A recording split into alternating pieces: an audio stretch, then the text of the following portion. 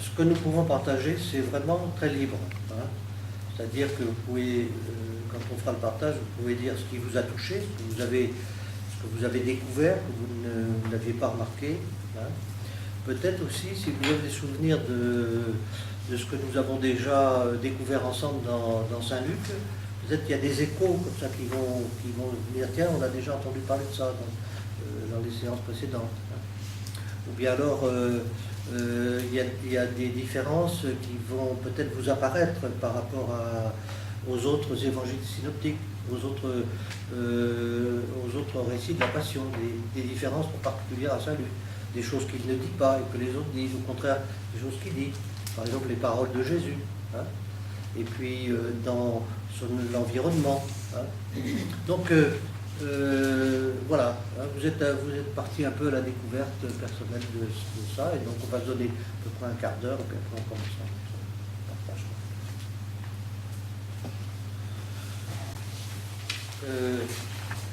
Avant de commencer l'échange, on va peut-être la proposition que je vous fais maintenant va vous aider à voir des choses que vous n'aviez pas vues. Hein. C'est intéressant parce que il faut s'habituer à lire vraiment. Hein. Et ça, on a beaucoup de peine à lire. Parce qu'on a l'habitude de projeter toujours ce qu'on sait. Hein.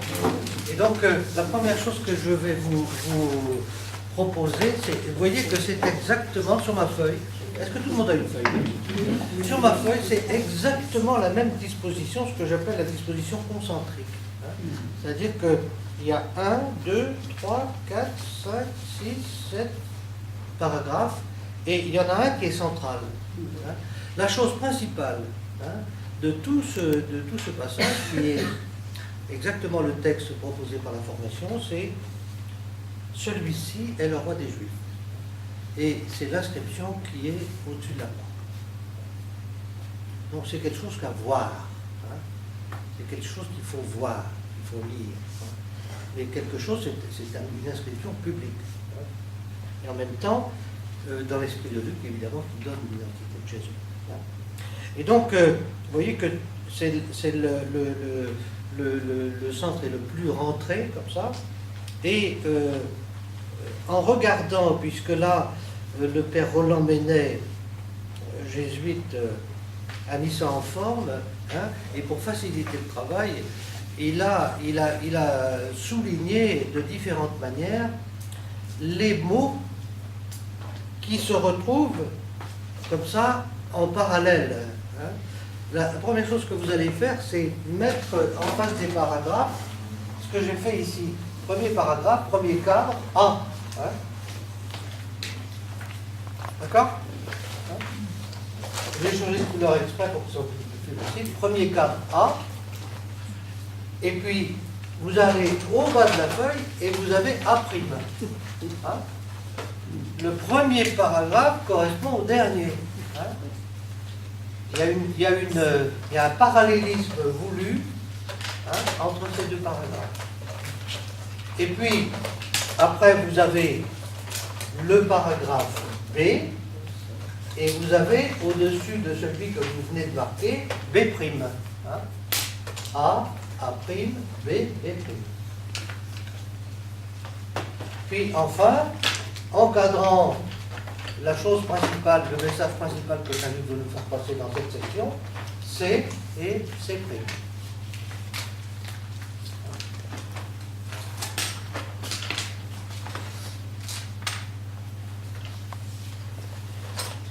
Alors, la manière de faire de Luc dans cette construction parallèle, c'est d'utiliser soit le même mot, soit le même vocabulaire dans les cadres parallèles. Quand ce n'est pas les mêmes mots, c'est des mots qui relèvent de signification proche. Hein. Par exemple, moi je sais pas, ça peut être des contrastes, par exemple, aller ou s'arrêter. Vous comprenez? On est dans le même. Hein, ou bien aller et courir. Hein, ou bien. enseigner et parler, par exemple. Vous voyez un peu, hein?